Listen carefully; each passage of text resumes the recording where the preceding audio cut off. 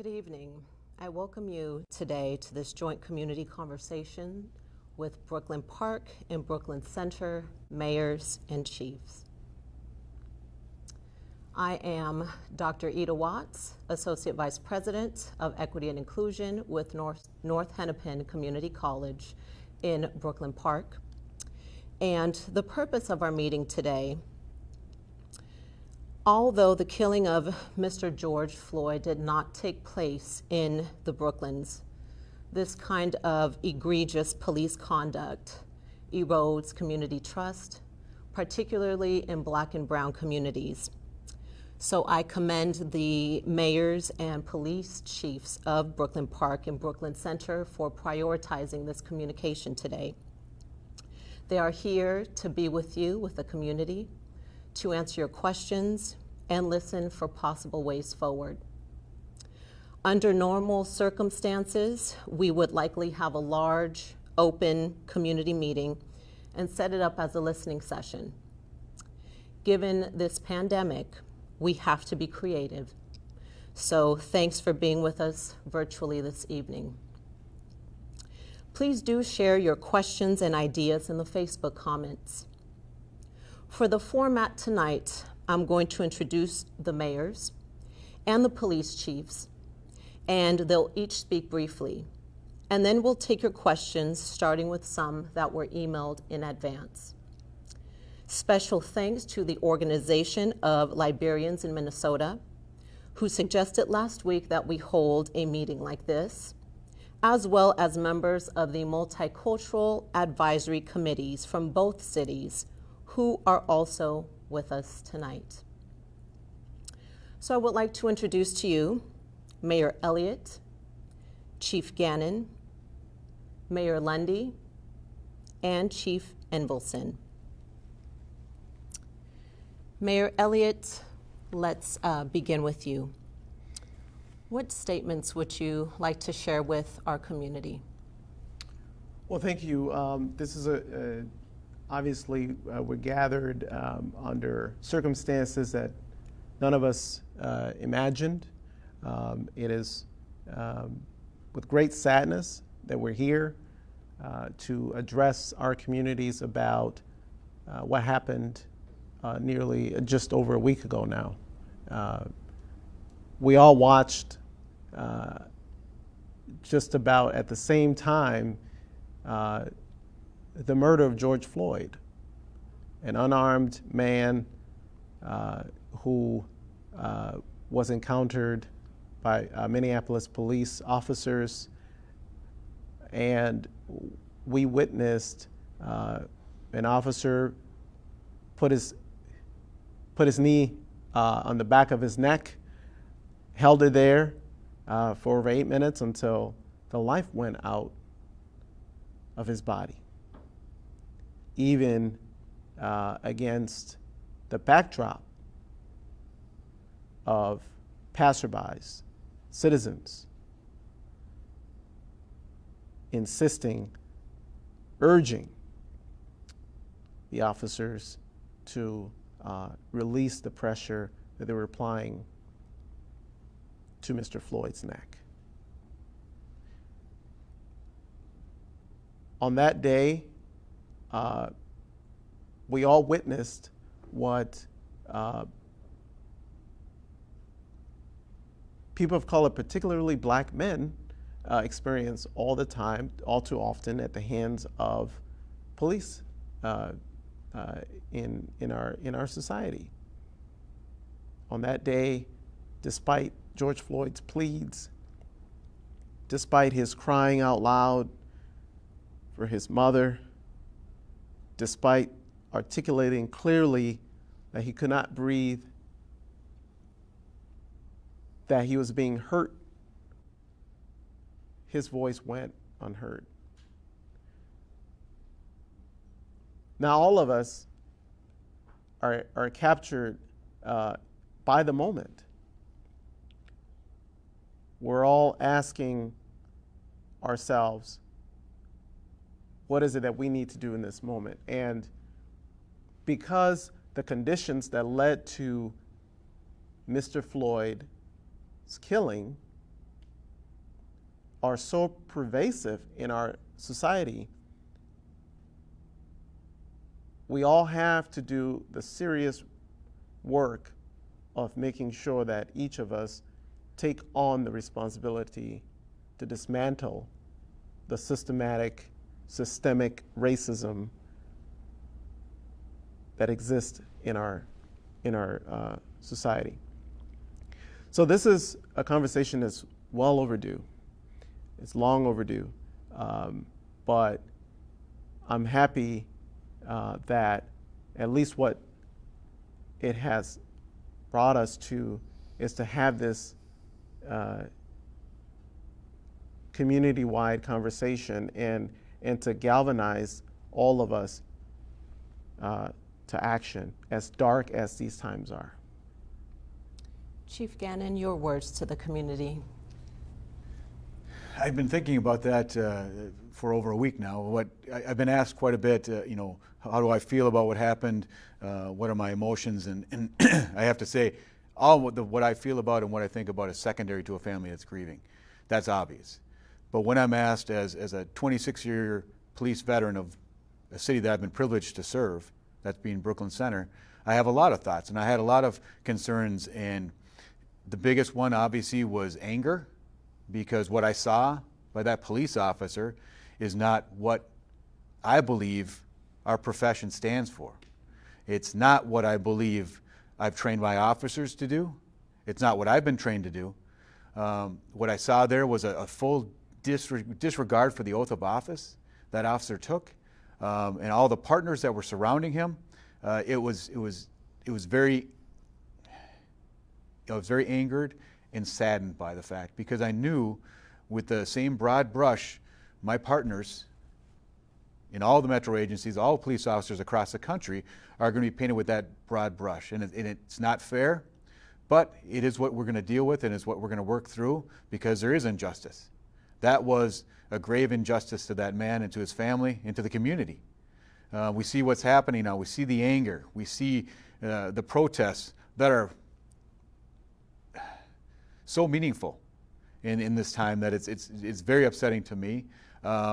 And I've had a number of conversations with my officers, and I tell you that for a fact that every one of my officers I've talked to feel the same way that I do. That what we saw there was obviously unlawful, criminal act, and they were very disappointed. Chief Enevoldsen and myself worked very hard in the two Brooklyns to bridge gaps with the community, to make sure that voices are heard. And we see this happen in Minneapolis, it throws us back a lot farther than we want to be put. We do a lot of hard work in our cities, and we're going to continue to do that, and we're going to have to step up our game, obviously, and work very hard to build the bridges back that we feel that we have in our community. Mayor Lunde, your words. I think on behalf of Brooklyn Park, the City Council, myself, I just want to express our condolences and our thoughts with the family of Mr. Floyd, his loved ones, his families, his neighbors, his friends, who've told many eloquent stories about his life and how full of life he was until that encounter. I think that there's that full range of emotion, from sadness to grief to shock, and frankly anger. I think everybody's got to anger, because we're just like, how the hell can somebody think that is appropriate to treat someone like that? I can't fathom the thought process of where did someone come that someone else's life is worth that little. And so I think we as a community have really felt that.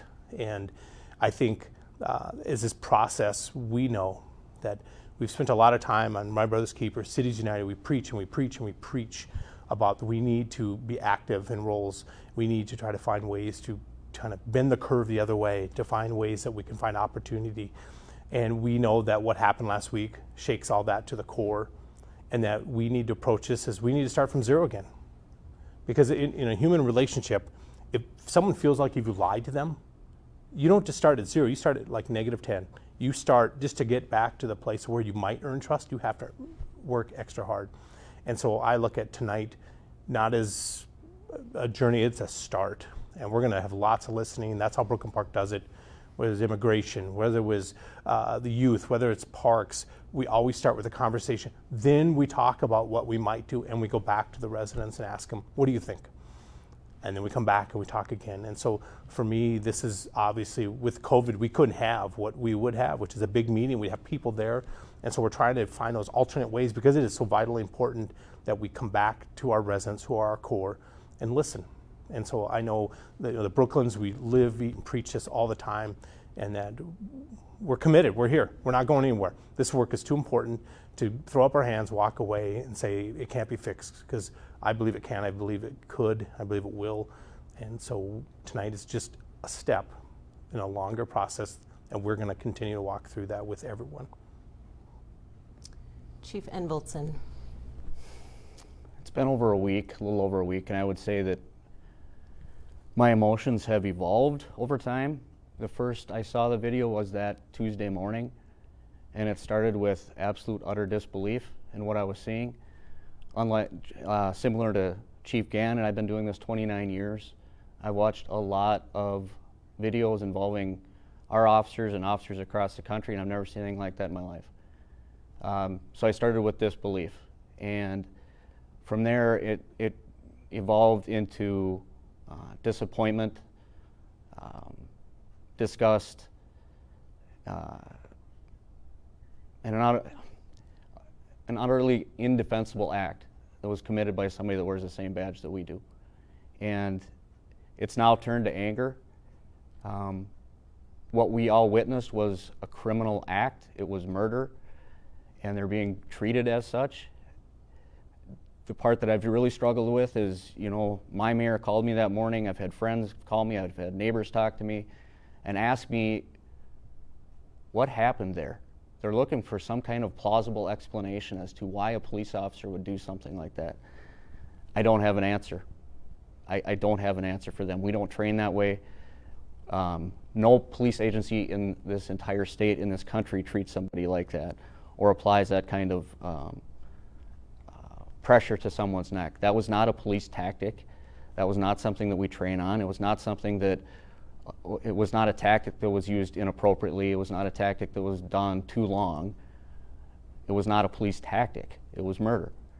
And the real frustrating part, I know I can speak on behalf of every officer in my department that I've talked to, they're all just as disgusted as well. And the feeling that they have right now is they feel like all the work that we've done in earnest, going back to some other incidents that have occurred within the metro area, is we've just taken 20 steps backward. Even though it did not occur in our city, officers are viewed the same. When one does something egregious, that gets applied to all of us. So they're disappointed. So that leads to our very first question, which is to both of the chiefs. Understanding what the culture can be in many police forces, and that culture can many times prevent an officer from reporting concerns, from coming forward. What exactly is the protocol for officers to report their fellow peers if there are concerns of racism or discriminatory practices or language? So going back to when I first started with the police department, a senior officer, and it wasn't necessarily related to race or to seeing improper conduct, but he leaned in and he said to me, he said, new officers should be seen and not heard. And I took that to heart, and I thought, that is a terrible thing to say. I had a whole lot of life experiences. A lot of officers that come from different backgrounds, different experiences. They have a lot to share. And what I've tried to foster within the department from any point that I've been in this leadership role is to make sure that every voice can be heard. Every officer, no matter how junior, you can step up and say, that's wrong. I know that's wrong because my moral compass tells me that's wrong. And I don't care if you're senior to me, but I'm not going to let you do that. So I've tried to foster that within the agency. And to be honest with you, it starts from the top down. So it's the leadership that has to express the fact that every voice can matter. Every voice should point out improper conduct. And if you have that as a baseline, then everybody can speak up, and everybody can watch each other, and everybody can police each other. And in that way, everybody does a better job. And it's not just the senior officers that we have to lean on, but it's every officer that comes. I have officers that have been in refugee camps as young adults, and they have great experiences to bring to bear to the community that we serve in Brooklyn Center. You better believe their voices are going to be heard. So that's how I've tried to foster a more positive relationship, that everybody can speak up. If you see something wrong, say it. And you know what? That's what you wear the badge for. And it's not just for citizens, it's also for your fellow people that are side by side with you in uniform. Officer Gannon and I are dating ourselves this evening. As I said, I've been around 29 years, and that was the police culture when we started, is you're to be seen and not heard as a new police officer. I can share with you that policing has evolved dramatically since that time. And from our department's perspective, where that needs to be ingrained is in our field training program when they first come to us. It also comes to us when we have our potential new recruits go through psychological testing. We test for some of those things related to racism or the ability to speak up. And lastly, I think when we introduced the body camera idea in 2016, my entire department pleaded for the body cameras, because they do the right thing, and they want to be able to, that they do prove, or that they do the right things. So I think we've given them the tools and put those things in place that don't allow for the quote-unquote blue line of silence, or thin blue line, or the code of silence. So this question comes from a Brooklyn Park resident, and I will open this up to whoever would like to answer. It's also a question that I identify with as both a African American woman, the mother to a child who is African American, and also married to an African American man. And it's been very difficult for me. So this is a mother, and her question is, she is concerned about raising her boys in a community that least understands the struggle they face even before they are born. So what programs can be made to involve Black males in city programs and decisions? I think one thing that in Brooklyn Park we've done is we've been a founding member of Cities United, My Brother's Keeper, which is a President Obama initiative, which is targeted right for young males of diverse backgrounds. And the fact that by the time they get to 18, the lack of opportunities and what they face in their life didn't start at 18. It didn't start at 16, 14, 12, 10. It started at birth, and all those little factors in life kind of started to turn them to a place where they end up when they're 18, they have those lack of opportunities. And so we've been trying to be very apparent and forthright on trying to break down some of those barriers, and also try to find out where at 3 years old does things start to change. What can we do to help 3-year-olds be successful when they're 18? And so we've been trying to get youth engaged into that process and say, you own this. It's not the mayor who's leading this. We have a youth cohort. They lead that effort. And so we're constantly trying to refine that and trying to put their opinions at the forefront, not the mayor's opinion, but actually their opinions of what they need. And so one thing that we've done in both Brooklyns we've cooperated on is we do a youth survey where we go out in the community, youth go out and survey youth and ask them, how do you feel? Do you feel safe in your home? Do you feel safe in your neighborhood? Do you feel safe in your city? What are your challenges? What are your needs? And we continue to try to reassess that process. And so what we try to do is say, come on in. If you have ideas, whether you're 5, whether you're 10 or 15 or 18, they play a role because you have something I don't have. I don't know what it's like to be an African American male at 5 years old. No experience. So they're the expert compared to me, so that we can bring those kids in and their parents and start to say, what can we do to change some of that?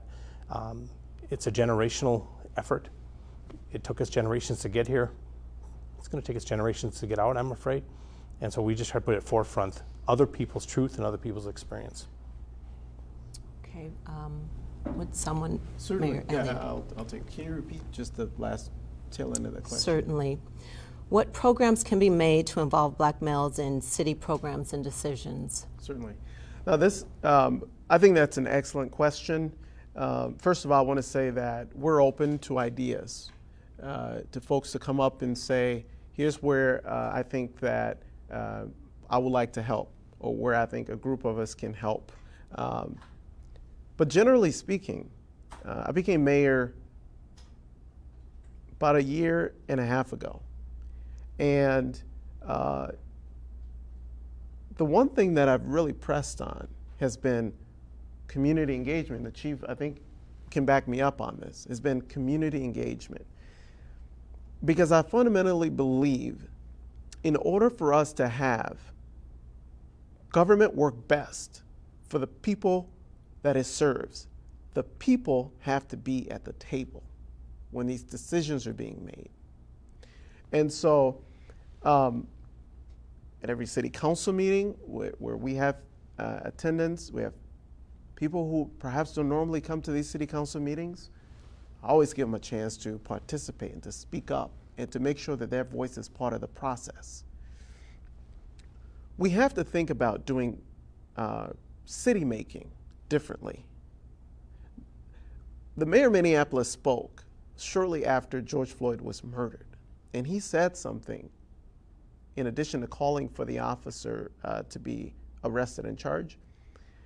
He said that the walls in the institutions like city government have many rules or norms baked into them, and certain ways of doing things and processes that in so many ways have to be reevaluated because they set the table for what can happen, who can be involved, and how they can be involved. And so we have city commissions that are open right now that folks can get involved with. These commissions look at housing policy in the city. They look at planning for the city, what buildings, what amenities, what facilities come to our city. What is the layout of our city gonna be in the coming years? Zoning decisions. We know the legacy of zoning in this country. So right now at Brooklyn Center, we're undertaking a process where we are rezoning on a large scale. So these are some of the tangible opportunities where I would highly encourage, send me an email, let me know that you're interested, because those decisions, that get made in those commissions go up to the city council and then they're voted on. But find a way to tune into your city council meeting and find out what's going on.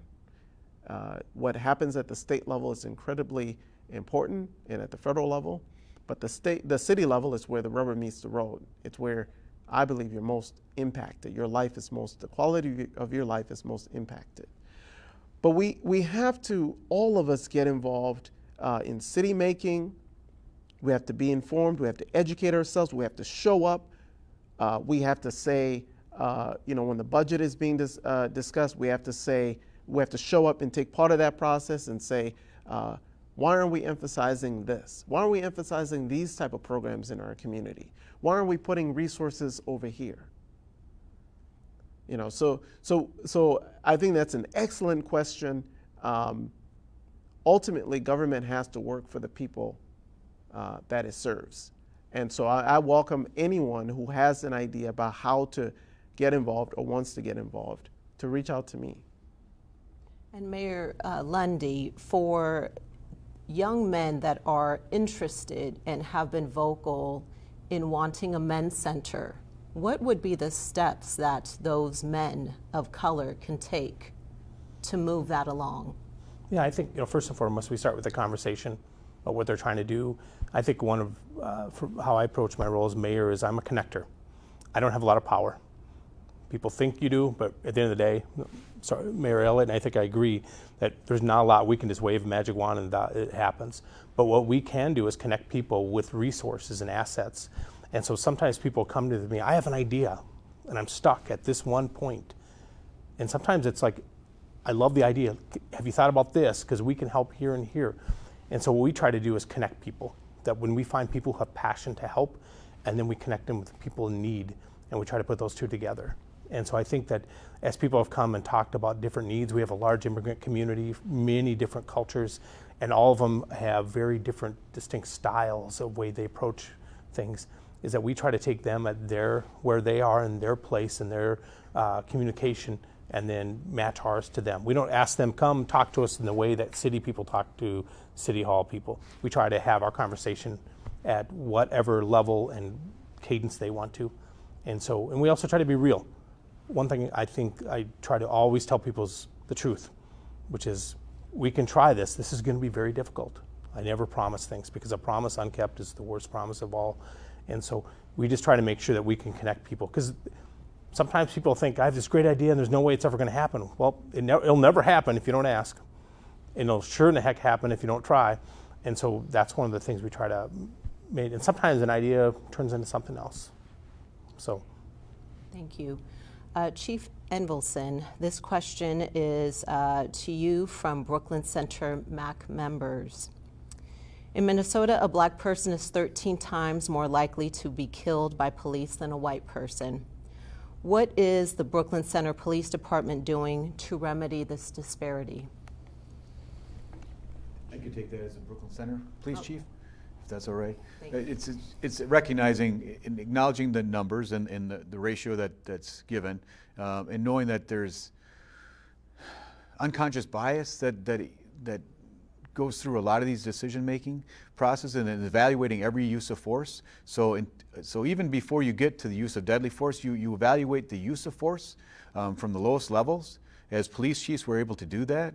We assess and evaluate, and we can break that down on individual officers. So every night, and I won't speak for Craig, but I'll speak for myself, I'm very thankful that I know the name of, oftentimes the spouse of, every one of my officers that reports to the Brooklyn Center Police Department. I'm lucky to have that.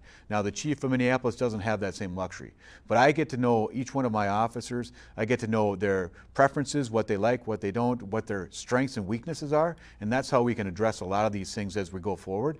So I am blessed with having that size of a department, but I also recognize that it's on me to find those issues where you see unconscious bias, where it might be in certain areas, and you look at the training that's available, and recognizing the fact that everyone has unconscious bias. It's just recognizing that fact and seeing how is that put into practice.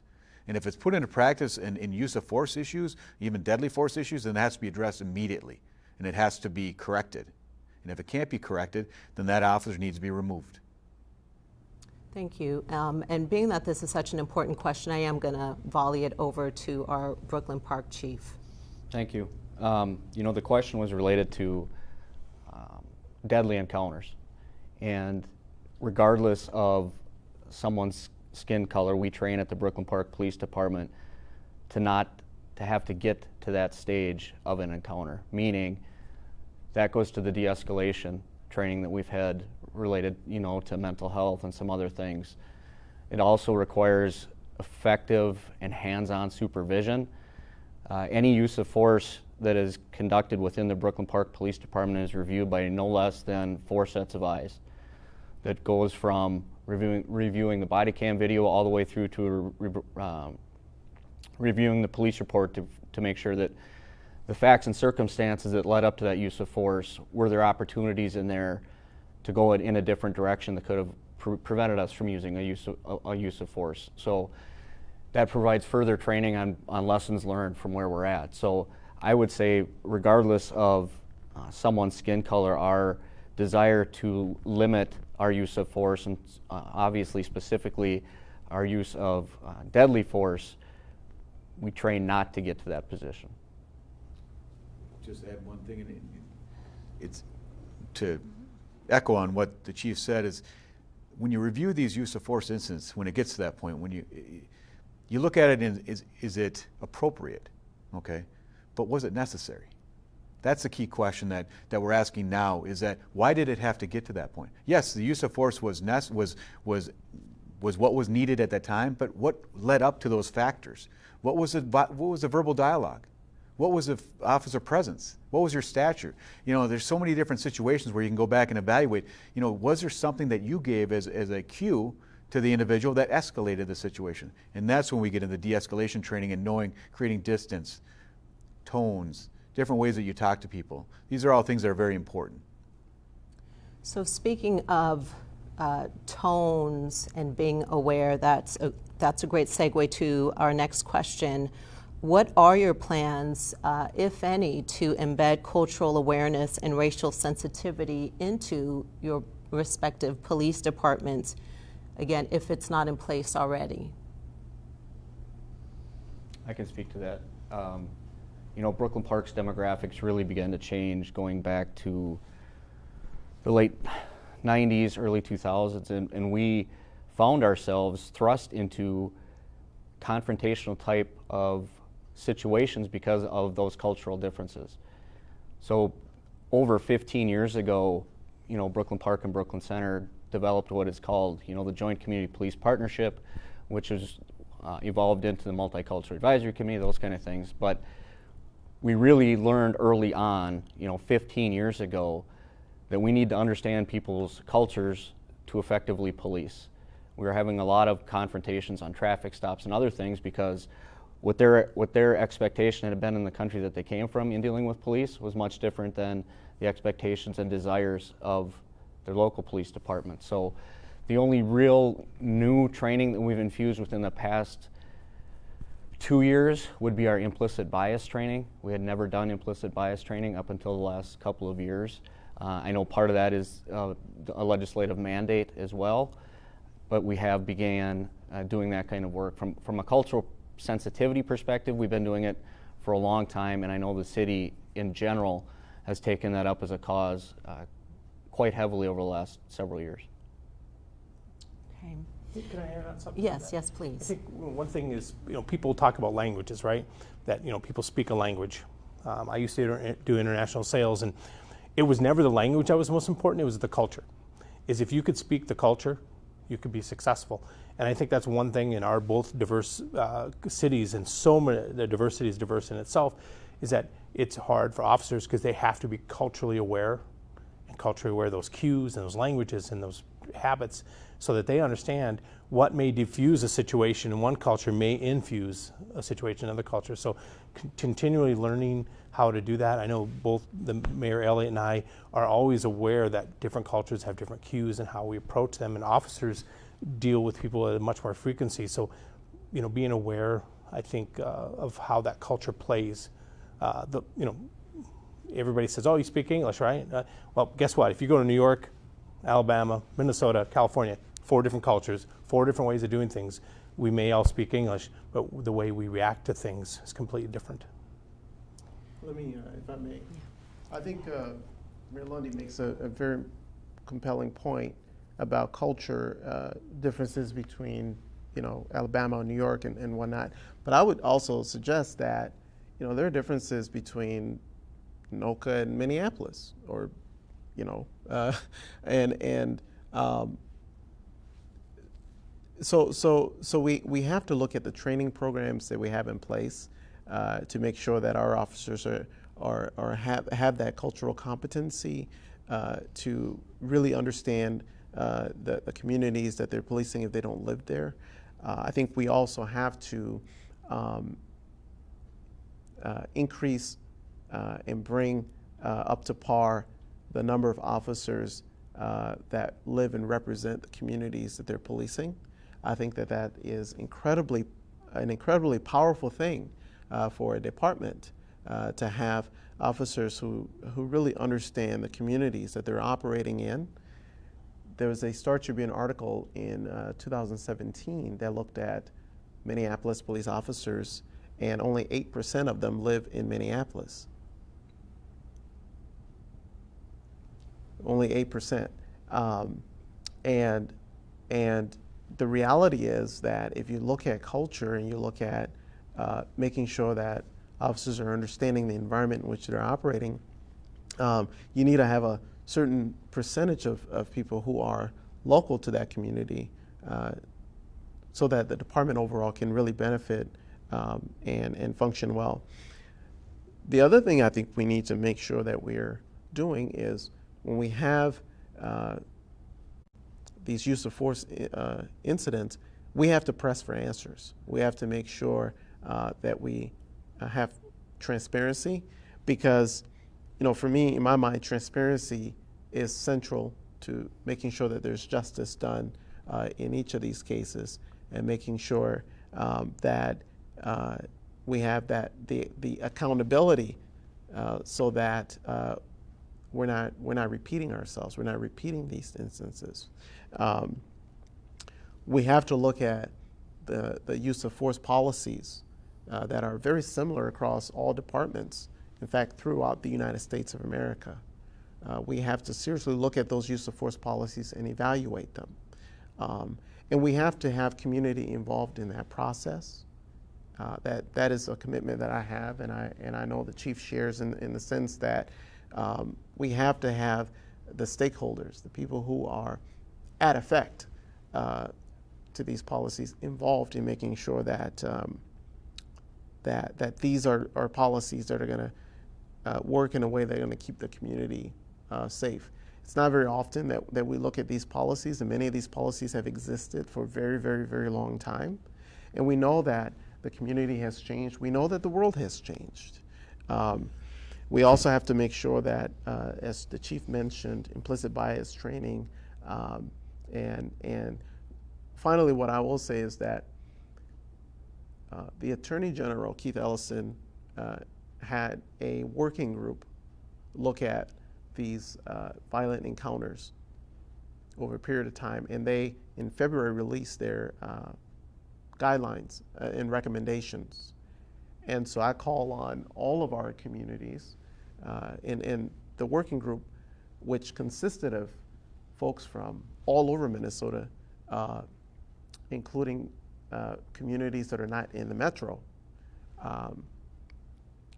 to evaluate these circumstances and put together this set of recommendations that our city council is going to be looking at in an upcoming work session. And that the Attorney General and the working group has called on all of our institutions to adopt those recommendations, and has called on the legislature. And the legislature is right now in the process of putting some of those recommendations in various bills to make sure that we can finally get the scourge, on our community of Black and brown people being killed in an outsized proportion to the portion of the population that they represent. So I mean, there are lots of things that we can do, but I think that we have to act now in this moment. And again, like I said, all of us are. It is incumbent upon all of us to get involved to make sure that these types of changes are being instituted in each of our cities. So you speak to many poignant points. You speak to the importance of cultural competence, to transparency, and to taking action. And a community member has the question of forming a community police review board. So this question is to all of you. What are your thoughts on that? Go ahead. Yeah, that's been looked at throughout the country, and what we would need to make sure that we one of the biggest hurdles for a civilian review board is what data is that they can even review. So under data practice rules, if there's personnel data, training data, a lot of other data, that is confidential or private information that cannot be shared in a oversight committee. So I've seen across the country, and even in some local jurisdictions that have tried to stand something like that up, they get very frustrated because they will have a law enforcement member as part of that, but what the law enforcement agency reviews is different than what the civilian review board reviews, so that when it does get to the police chief and there's a recommendation, there's a lot of facts that they might not even know. And it leads to a lot of frustration in that we made a recommendation based upon what we knew and what we had at the time, and you went against that decision and you can't share with me why you went against that decision. So for that to be an effective tool, there would have to be some legislative work that would be done as well. And then if I could just have 10 more seconds going back to the earlier question, I think it's important for the community to understand that both departments are more than willing and able to open up our policy manuals and go through that and look for opportunities related to use of force.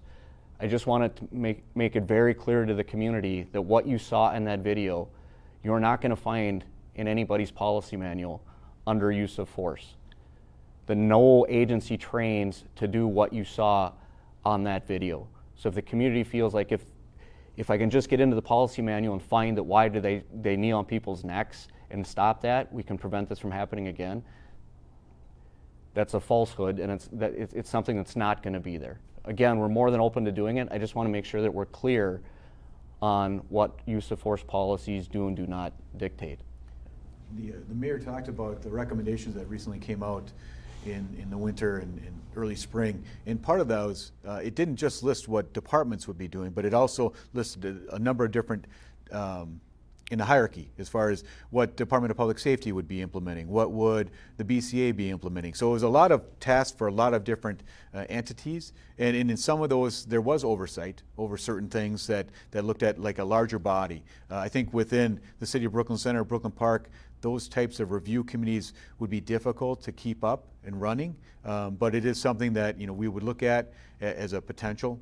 But for many of the same reasons that Chief Enevoldsen talked about, it is very difficult with the information sharing, and we want, if you're going to make a decision, you want to have it be an informed decision. So what information could we have that we could pass on that could be reviewed by everyone, and they could make an informed decision? So it is not something that I'm opposed to. It's just something that I think there are things in the movement already as far as how do we get greater oversight, and I think that may be coming in whether at a higher level than individual cities. But again, as the chief did talk about, that maneuver, that physical action is not in anybody's policy manual. It doesn't exist. I think something it's been kind of upsetting to me is the fact there is a review board right now. Every city has one. It's called the City Council and the Mayor. And I know some cities have talked about, oh, we need an outside board, we need this and that. I think that's BS. We have people who have oversight over police departments, and they exist right now, and that's your elected leaders.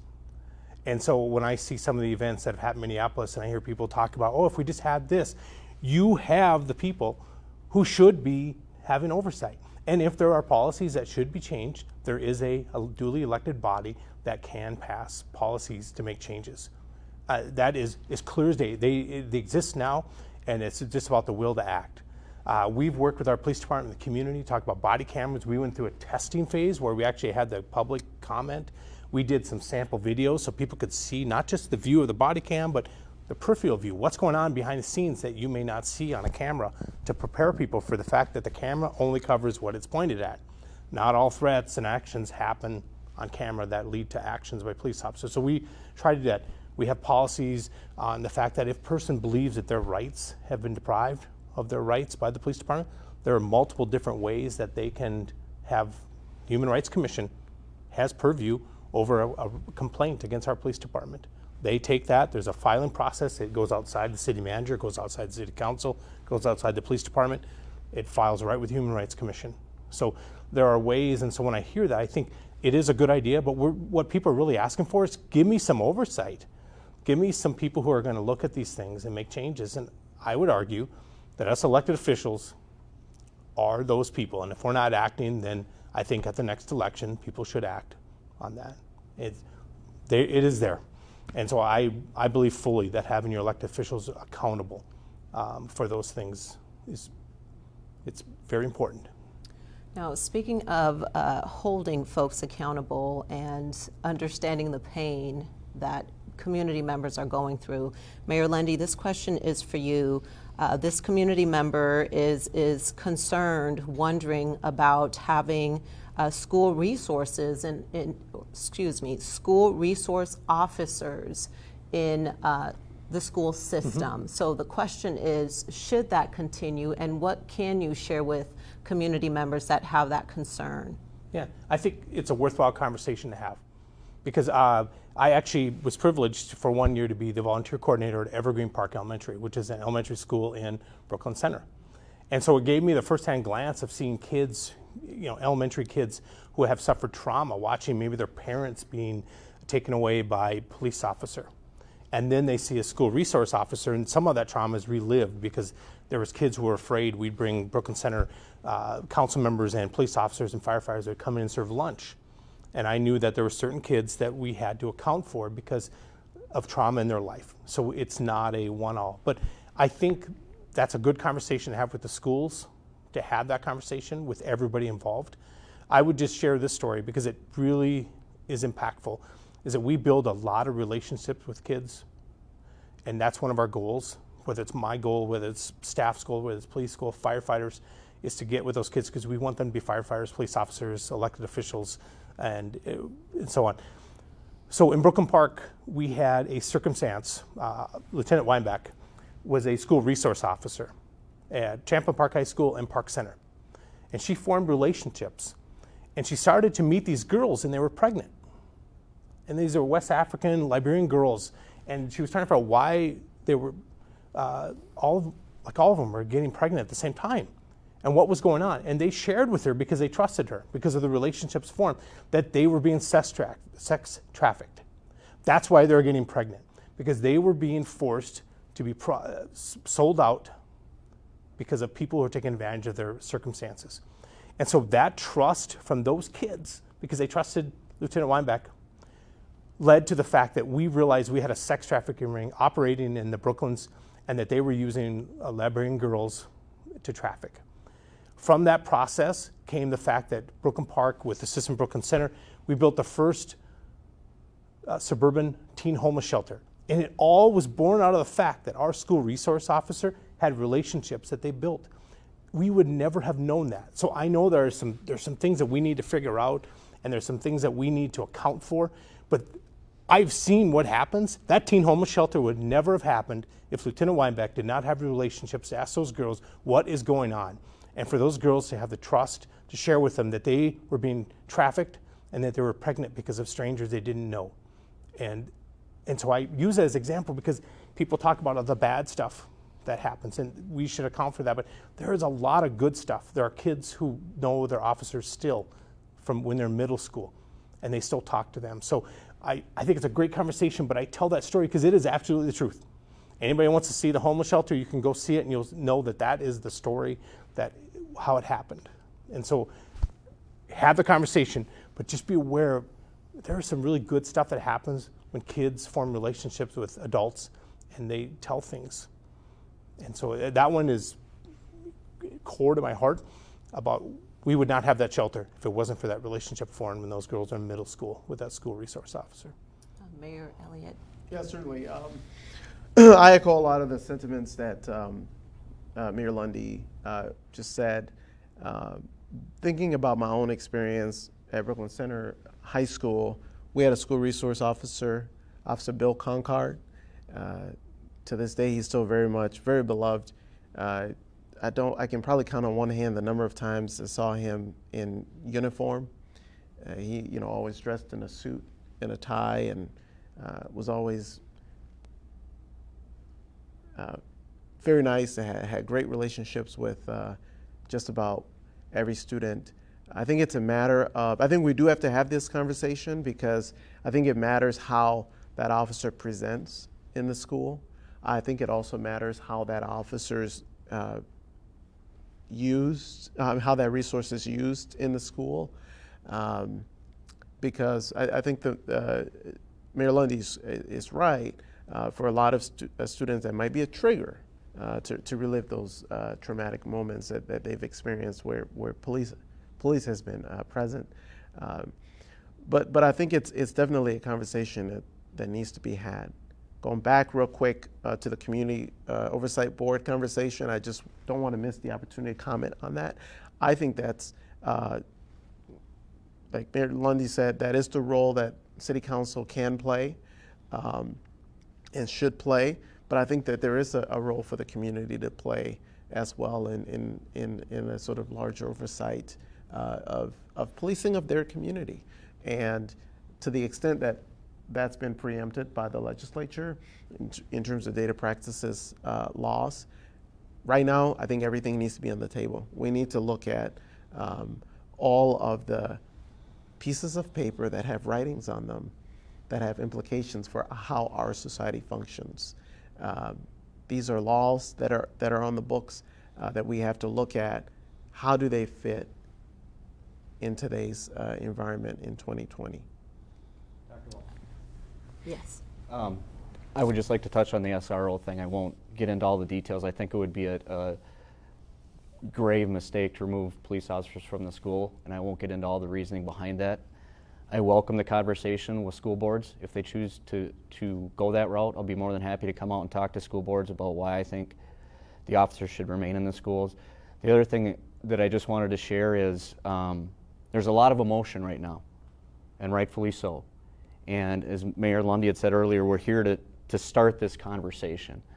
And what's concerning to me is a lot of decisions are getting made very rapidly because it seems like it's something we should do. As far as disconnecting relationships with police departments, specifically Minneapolis police, these kind of things. And I'm not saying that potentially that might be the right solution, but I think we need to just slow down for a minute, let the emotions come down a little bit, and then let's have those discussions about SROs and some other things. Because there are a lot of unintended consequences, good and bad, that can come out of decisions that are made when you're very emotional. Chief Gannon, you had your hand up. All I had to say was basically we have one SRO for the city of Brooklyn Center, and I could see the smile that came to Mayor Elliott's face when he thought about Billy Conkar. But what I'd like to say is that if there are a movement to remove SROs, police officers, from the schools, I beg the superintendents and the principals to continue to allow police officers in non-enforcement roles to interact with the kids and the youth that are in the schools. We have a lot of positive interactions when we do different things with kids in the schools, whether it be recess or reading, not just for the youth, but it's also a positive for the officers that are able to participate. So if there is this movement to move officers out of the enforcement element, please, being sensitive to some of the trauma that some children may have, but be conscious of the fact that those positive interactions in non-enforcement type of activities pay lifetime dividends. People remember that police officer that came in, that police officer that taught my junior achievement class. I remember him. That's what I hope that, if we do get out of that role, which I hope we don't, but if we do, please continue to allow us to be in the schools and interact with the young people so they have that positive, not just in the media narrative that they see quite a bit, but also that real face-to-face interaction that you can have with an officer, your local officer, not the officer down in 2 cities over or a couple states over, but your local one. And speaking of local officers, the point was made earlier of Minneapolis not having many of their police force that live in the city of Minneapolis. So this community member has a question for both of our police chiefs. What % of your force live within your respective cities, Brooklyn Park and Brooklyn Center? Well, I can start. When I first started, we had a number of officers that lived in the city. Right now, we do not.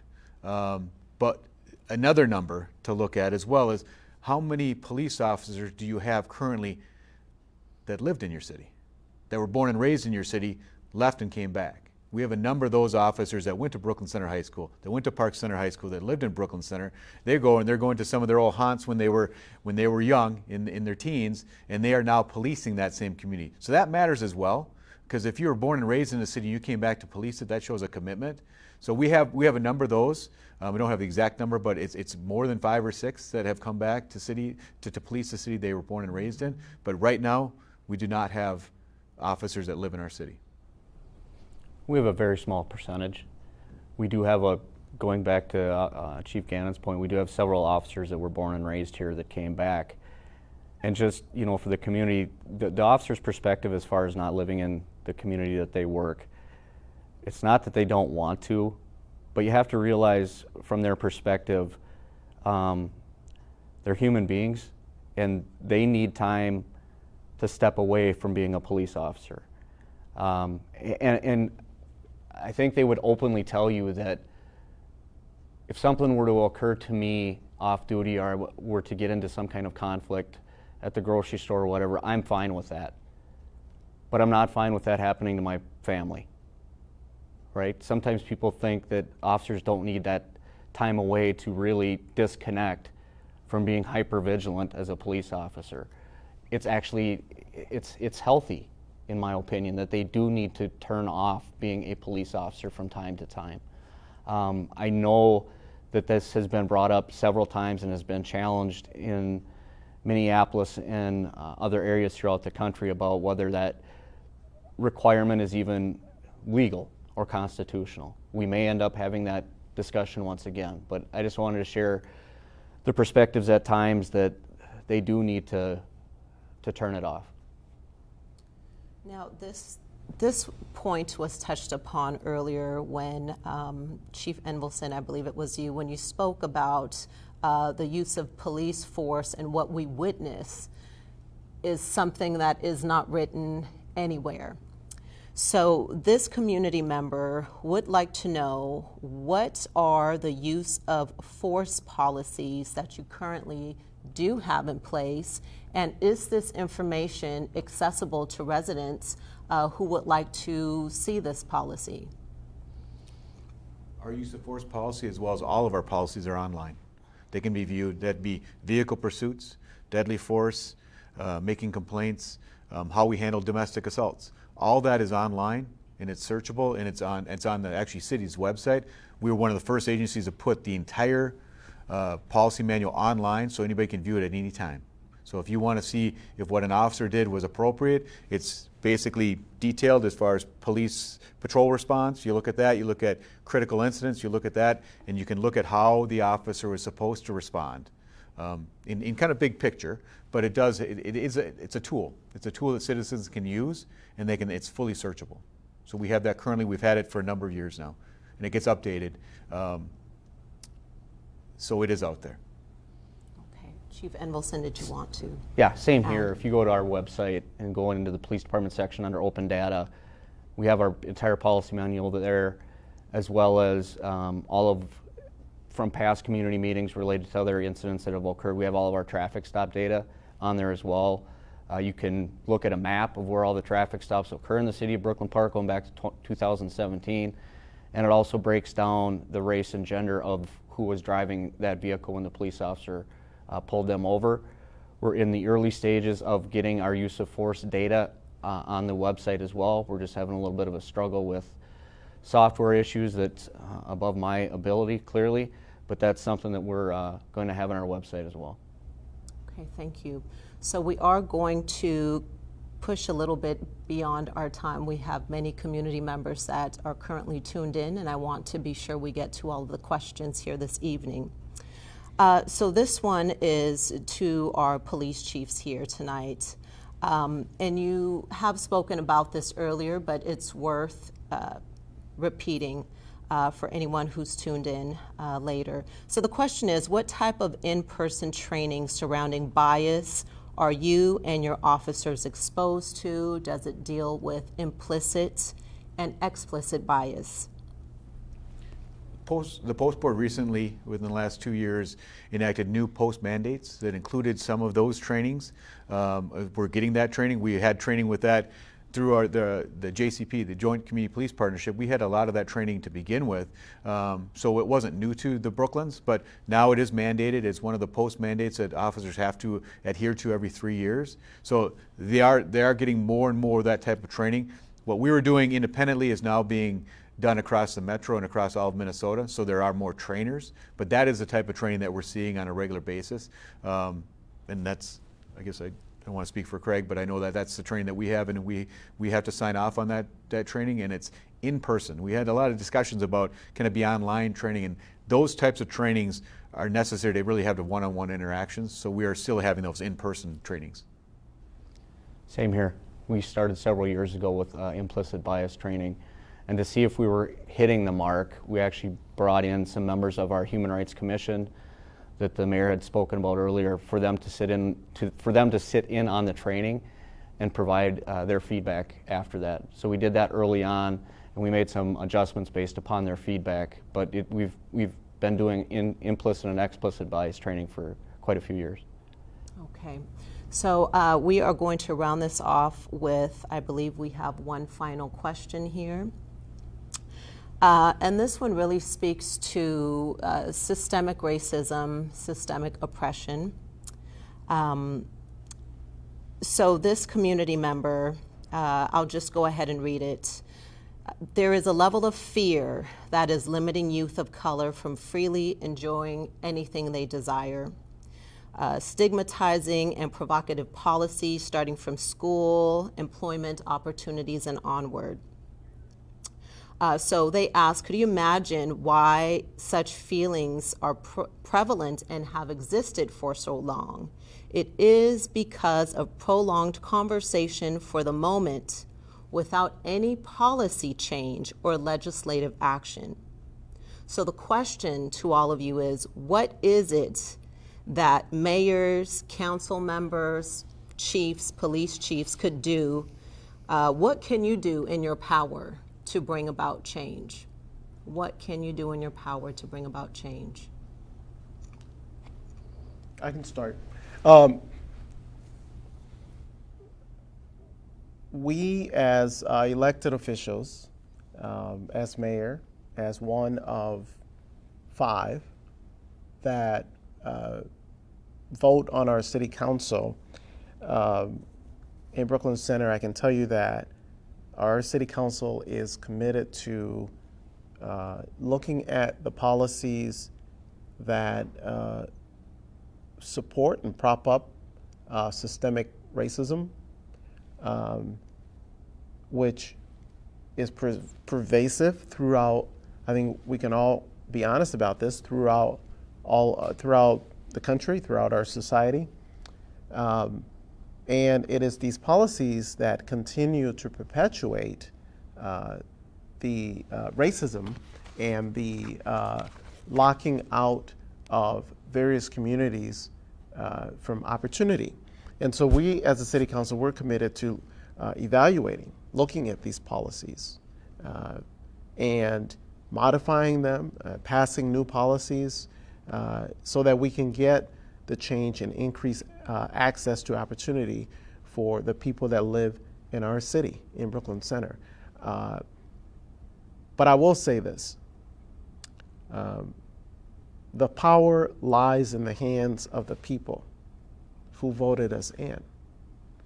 And the people are also immensely powerful. They are the ultimate power. And so if you want to see change done in your city, in my city of Brooklyn Center, which I want to see, I need for you to rise up and come and meet and be a part of the process.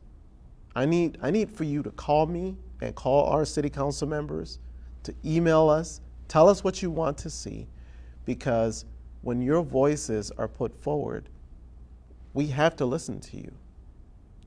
And so don't feel powerless. Feel that and know that you have the ultimate power, and that even if you don't wear the title of mayor or city council member, your voice is extremely powerful, even if you're only just one person. But believe me, if you feel passionate that you want to see the changes that are going to start to remove these barriers, know that there are other people who feel the same way as you do. And when you rise up, it will give courage to other people to rise up and come forward and demand the change as well. Okay, thank you. Would anyone else like to address that question before we get ready to close out? Yeah, just briefly, I think that it's really important that I think it's very hard for 2 people to not like each other when they know each other. And so I always challenge people, have you talked to your neighbor? The answer is no. Well, why don't you? They're your first line of defense. 911 is still 3 or 4 or 5 minutes away. Your first line of defense is your neighbors watching out for you. So the more connected we get people, the more they talk, the more they realize that they have the same concerns in life and opportunity. And so I think that helps break down some of those barriers. And so I tend to be a little blunt with people. And so they'll call and say, hey, I saw a bunch of kids playing basketball in the park. I'm like, great, that's what a park is for. And I'd rather have them there playing basketball. But what they were really saying is, I saw kids that didn't look like me that were playing basketball in the thing, and I think they're up to no good. That's what they were really saying, even though they didn't use those words. And so I try to challenge people to just, what's wrong with that? And so I think people sometimes, with that implicit and that explicit bias, we all do it, and we make assumptions based on things, and sometimes we have to evaluate our own lives. But I've seen so many things happen, the magic of the fact that we're all humans, that when people meet and talk and they discover something, the fact is they're very much the same. And that is probably the biggest way to break down. You can change a policy all day long you want, but if you can actually have your neighbor talk to the other neighbor, you will get farther along than any policy will ever take them. Thank you. So, yes, Chief Enevoldsen. To respond to that, I would just really have two asks. So clearly I'm a white police chief of 108 officers, right? And my ask would be two things. One would be, to the extent possible, would be to evaluate and judge your police department, and don't apply a broad brush to everything that you see on the news across the country, across the state, and assume that that's what happens within your police department. And second would be to get involved. Right, I can make policy changes, I can make budget decisions, I can do all kinds of things on what I think could affect directly what your question was. Doesn't mean it's right. But I can tell you at times when we attempt to engage the community, related to body cams and some other things, not a lot of people show up. So we are left with making a decision on what we think would be the best for the communities that don't look like me. But if you want to become involved and look through these kind of issues and help us make those decisions, I'm all ears. So as we get ready to wrap up our time together, final words of reassurance, and I actually would like to open this up to all of you, especially I'm looking at our chiefs, Chief of Police, because again, when the community has witnessed such an egregious act, right, the first thing they look at is our police.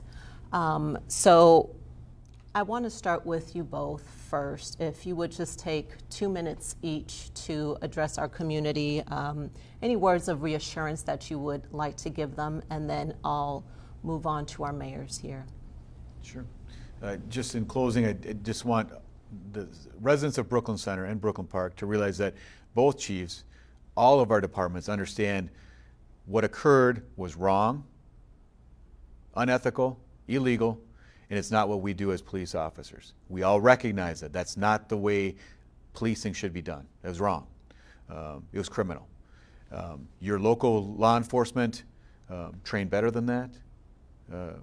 We treat people better than that, in that we are open to protests and to expressing yourself and opening up, and we'll listen. We are listening. Please express yourself. Some of the things that have happened in the later hours in Brooklyn Center have not been that, and it have been some things that have impacted the community in a negative way, and I don't believe they were done by community members. But the community has come together every morning to help clean up and put things back in order. I just hope that at this point in time that is done, that we can go beyond that and start building back up the partnerships that we had, and hopefully things that happen in other cities will not impact us as much as it has, because we've built up those relationships to begin with. But I just want to make sure that the citizens of Brooklyn Center know that we are working very hard to keep property and life safe during this time.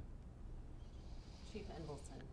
So to the residents of Brooklyn Park, I shared with our city council on Monday that as your police chief, I 100% condone the criminal behavior that I saw occur a little over a week ago.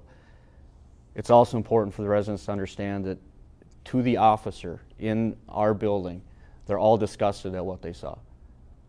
No one seems to think, or no one is trying to defend, justify, or explain the behavior of that police officer. And I'm not here to throw stones at Minneapolis, and I'm not, because I've never seen a department act as swiftly as they did. If you think back to some of the other cases, Jamar Clark, Philando Castile, things went very slowly, both from an employment standpoint and both from the criminal standpoint. These guys were terminated. One is currently in Oak Park Heights. The other 3 are being criminally charged as we speak. So just, I leave you with that thought related to the video, and then second, going to a little bit about what Chief Gannon had said. Please work with us moving forward. We 100% respect your right to protest, and we understand it. But please work with us on doing it safely, both for you and for your fellow residents of Brooklyn Park. Now to our mayors. Mayor Lunde, I will start with you, but if you would both share your last words, knowing that hopefully this session will continue again going forward, but what can you say to community members to reassure them? Yeah, I think that, most importantly, I want to, thank everyone who's watching. People are going to watch a view for taking the time to get involved with this. This isn't how we prefer to do listening sessions, but with COVID, that other thing that hit us this year, the reality is that a lot of our lives have been thrown up in the air. Whether it's COVID, whether it's work, all these things are really causing angst and mental health challenges for all of us. And so I think going back to the basics, we all agree that the more we talk, the better off we'll be. The more we listen, the more we learn. And so the more we engage, the more we discover things that we need to know. And so for Brooklyn Park, that's how we've always held ourselves, is to engage, listen. And so this is part of that step. This is part of that process. There's not going to be some kind of like mile mark that says we're done. We are never going to be done. And so we're going to have to continue to work as hard as we can and to be open and honest. And I think that you will find that the elected leaders of either city is very much close to the ground. We're available. We're not sitting in offices. We are members of the community. We're out there. And so we will continue to work on this process. There is no easy answers. There's no quick solution. There is no fix that magically everyone will feel better. There's only good fixes that we continue to learn, listen, and engage with each other. And so that's why I commit on behalf of the city that we are on a journey that no one wanted to be on, but one that needs to be done. So thank you. Thank you. Mayor Elliott, what words do you have for community members? Eric Gardner, Michael Brown, Tamir Rice, Philando Castile, George Floyd. George Floyd, George Floyd. My neck hurts, my back hurts, I can't breathe, everything hurts, they're gonna kill me. Those are the words we heard from a man that was murdered before our eyes. We must never forget what we witnessed.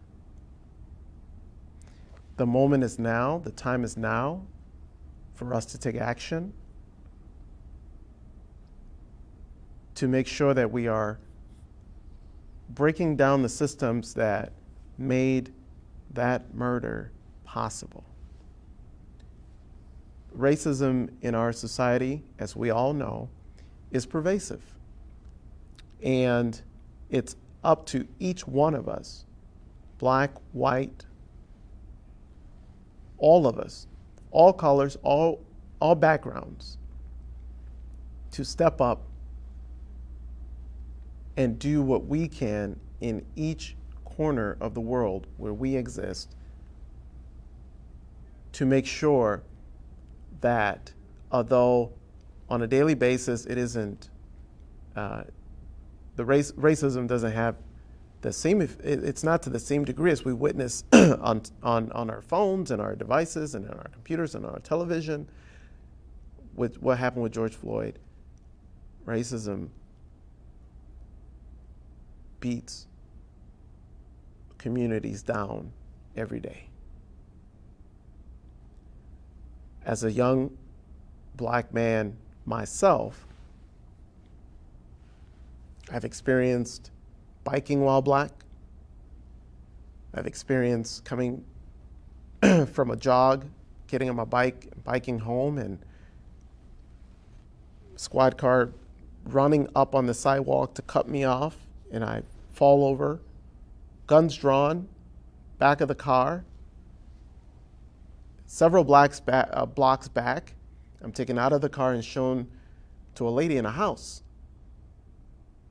to be identified, simply because she noticed the back door of her neighbor's house was open at the same time that I was biking by.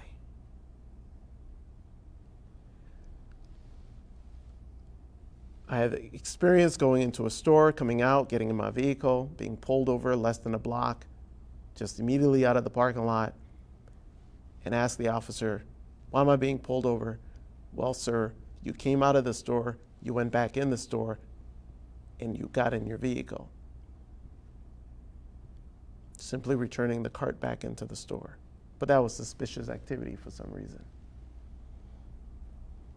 My own police department, Brooklyn Center. High school. Myself, another peer of mine, and he's another young black man like myself, playing in a park with our other friends. We were the only two black kids. Out of nowhere, officers show up. They put the two of us in the back of the car, take us out about a block or so away, show us to a lady in a window to be identified. We were simply playing in a park. But we happened to be the only two black kids there, so we were put in the back of a vehicle, still in high school.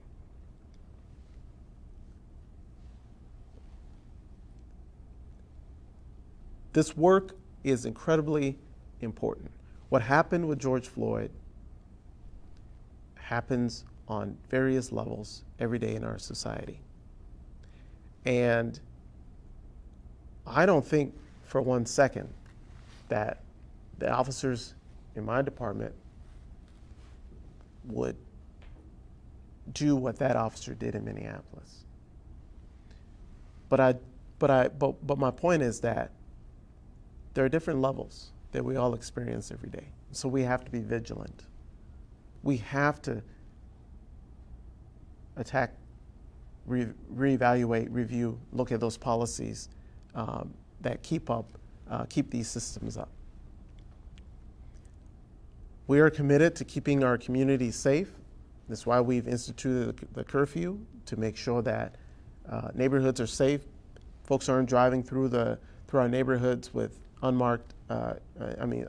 without license plates and breaking down businesses. And our curfew is going to be has been reinstated for tonight and into Friday. So we're committed to keeping our community safe. But part of that extends beyond just the protecting the physical buildings. We have to do the deep work within our community. We have to bring everybody together and work on the way forward. I have the full confidence that in Brooklyn Center and in Brooklyn Park, we're going to do this work. We're going to move forward as one people, because I've seen our communities come together to work together for one common cause. And I have all the confidence that we're going to get through this together. Hope. Absolutely. Hope. That is something I try to remind myself and students and fellow colleagues to have that hope, because we must have it in order to move forward. So as we wrap up our time together, I want to thank everyone for listening in, all of our community members, your questions, your concerns. Know that we feel your pain. I feel your pain. Thank you, Chief Enevoldsen, Mayor Lunde, Chief Gannon, and Mayor Elliott, for being here today and sharing your words during a time of grief and anger. But if anything, it starts at a conversation. But I also want to remind us all that let's use that energy, this momentum, to drive change forward, the change that we're all talking about and the change that our community members would like to see. And I would like to also encourage everyone to please complete the census. It's incredibly important for you to submit your information so that we can have all of the data necessary to provide the resources that are needed for the community. So again, thank you for your time, and this will not be our last time today, or going forward, we will see you again. Thank you.